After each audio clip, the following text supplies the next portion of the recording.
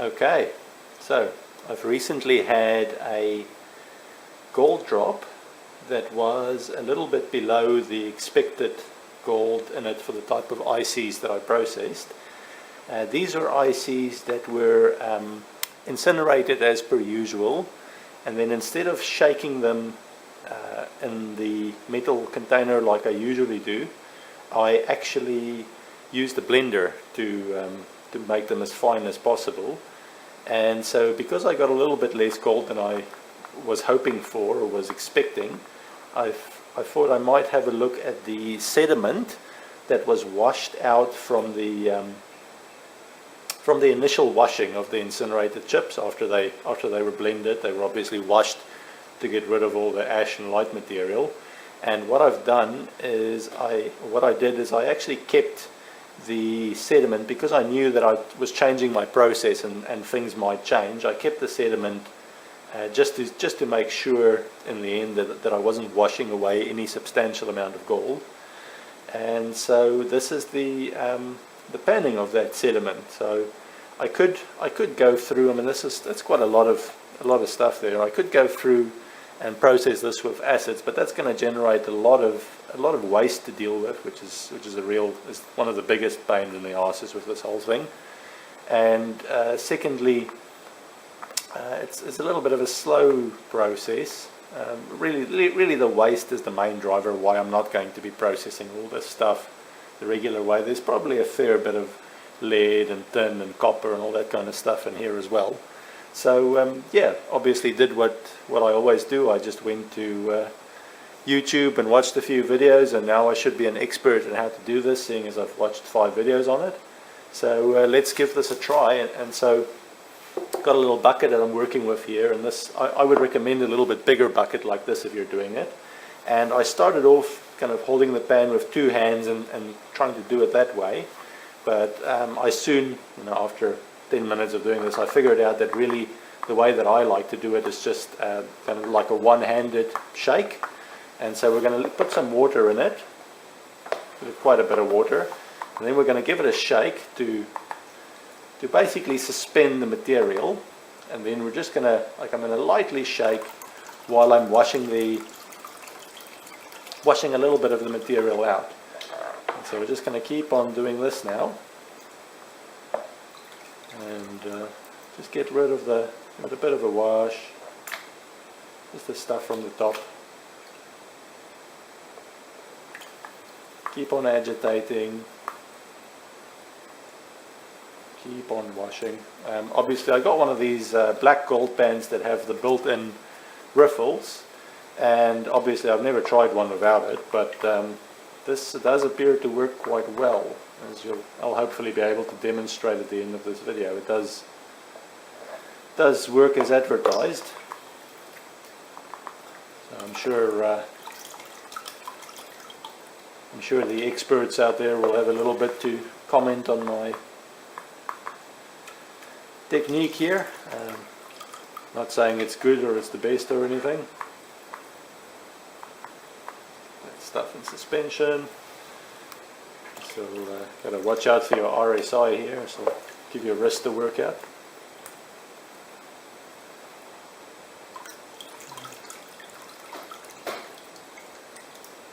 And so the idea obviously here is to get the gold to drop to the bottom, and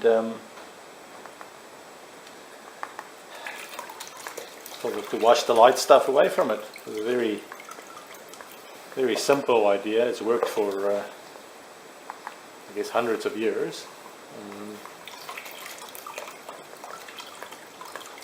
And I often hear people say, oh, gold is so much heavier than water, that's why this works. The idea is not actually, well, it's not that important that gold is so much heavier than water. The important thing is that gold is so much heavier than all the other stuff that you're trying to separate it from. So I think in this it's mostly silica from the ICs and stuff like that I'm trying to wash out.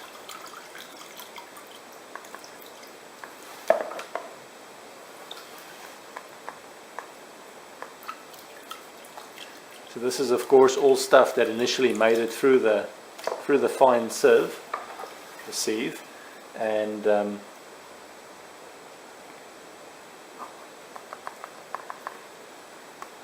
got washed out with my initial washing. So when I just had it in the bucket, fill the bucket, agitate it a little bit, leave it to settle for a few seconds, and then pour it off.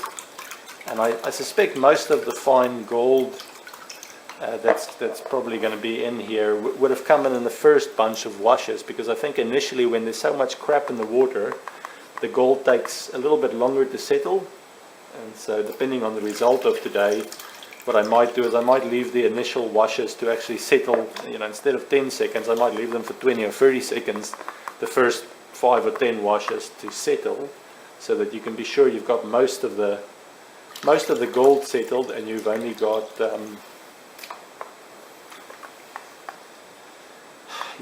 the really light stuff in suspension initially, and then from there on you can shorten that time out, because I think as the water clears, the gold will settle quicker and quicker compared to everything else that's in there.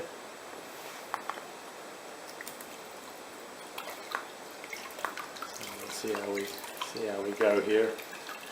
Unfortunately, we're trying to pan tiny bits of gold bond wire that were chopped up by a blender. I think it'll be a fair bit easier to pan nuggets, but let's see. Let's see what we can do here. It's not a super slow process.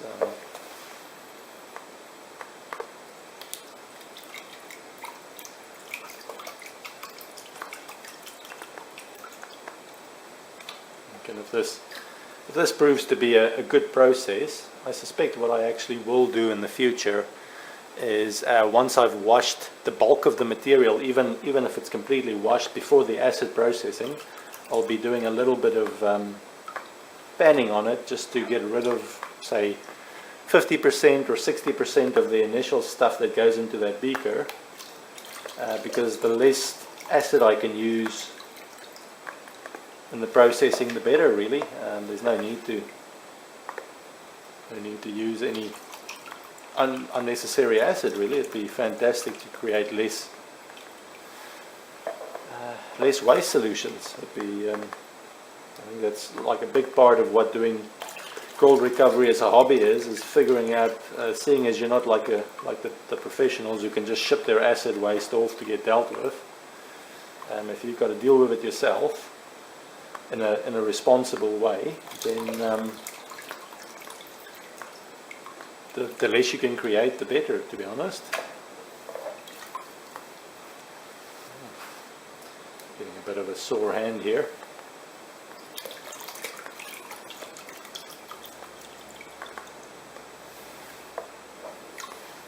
Okay. Now this is actually the second run of the same material that you're watching now. Obviously, after I finish with this, I'll load up the results of the first pan of material. So this is just the confirmation pan to see how much of the gold I washed out in my previous panning.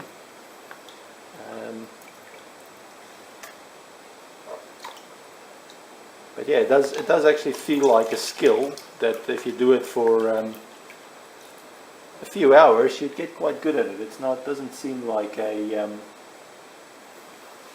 not the most difficult thing. It feels like it, like, I don't know, like I might still be quite rubbish at this, obviously.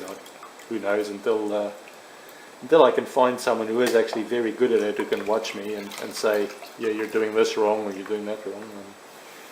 I'm just another guy trying it, but this is already looking substantially cleaner than the first run. I think at this point on the first run I could see a little bit of yellow in the black band, where I'm not seeing anything yet on this one.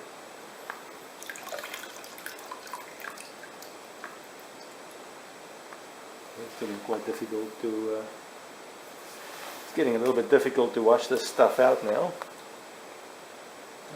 But having said that, there's you can see a little bit of gold in there, so we'll go a little bit longer, and that makes me a little bit concerned, because Well, this is a lot less than I had on the first run, so I guess if you're getting 90% of whatever gold remains on every run, then you're not actually doing that badly. You get 90% in your first run, and you'll get 9% of the leftover in the run after that, and by the time you've done 3 runs, you'll have pretty much everything that's there to get. And yeah, so far this is not a terrible thing to do. Quite a nice, relaxing kind of thing to do. See why people would like doing this. Almost nothing left in there. I'll see if I can wash it all down to the bottom again.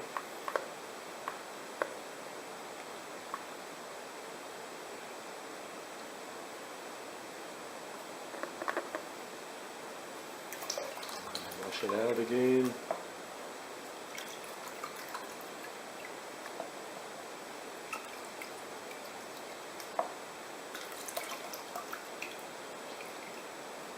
Okay, and then what I might do is just keep it like this.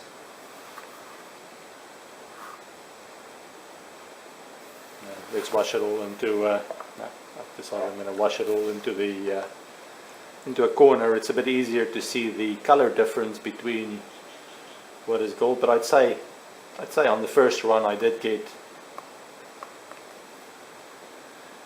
90% of what there was to get probably, and this is now another 9% of what there was to get. Now unfortunately what there was to get was not very much, which means that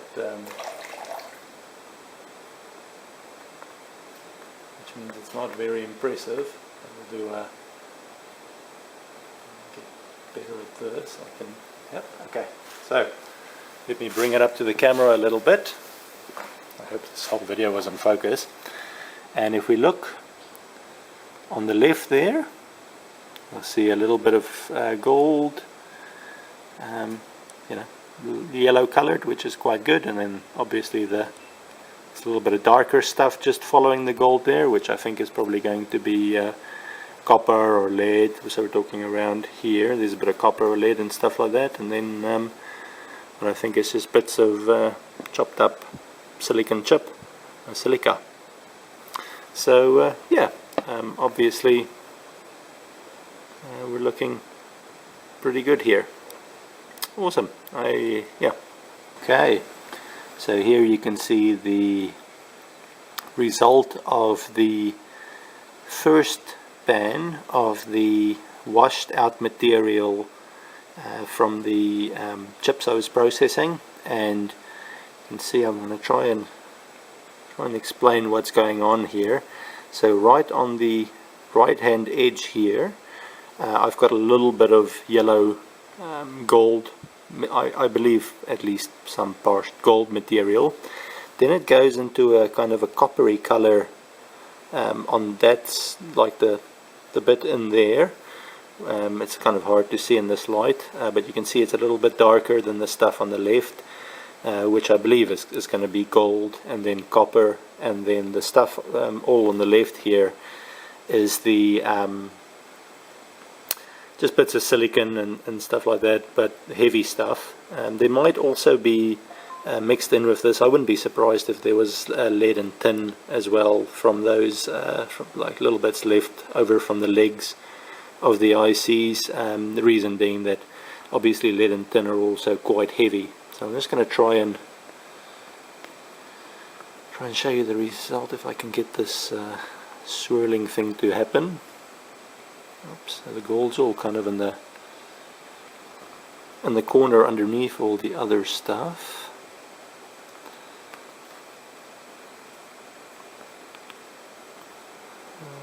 Yeah, so you can kind of see it there in the, try and center on your screen, sorry about the fluorescent lights reflecting in there, but in that corner there. So I'd say fractions of a gram. This is not the this is not a massive amount that I washed out here, but it does show obviously that my washing out was a little bit aggressive. So I'm obviously going to save this stuff now, and I might post another video where I just process this little bit just for fun, and just basically prove that there was indeed gold left over in here. So that'll come, but I believe it's pretty clear that that fine stuff on that tail, you can see there is gold. The color is right. You can see that it sinks right to the bottom very, quicker than everything else. As soon as I kind of agitate it like that, it's all gone. It's all sunk into the bottom corner. Kind of see it there on the edge. So yeah, this is the result of panning the waste from the washed material from those chips I processed. So clearly I need to pay a bit more attention to my washing, because luckily I saved all this, because obviously there is a little bit of gold that I'm throwing away. And really when I'm only getting about a gram per kilogram of this particular type of chip, a fraction of a gram that I'm throwing away actually is significant. Okay, well, hopefully this video was helpful to someone. Please feel free to comment on my technique or anything else that you think I might be able to improve on. I'm always happy to improve anything that I do. Cool.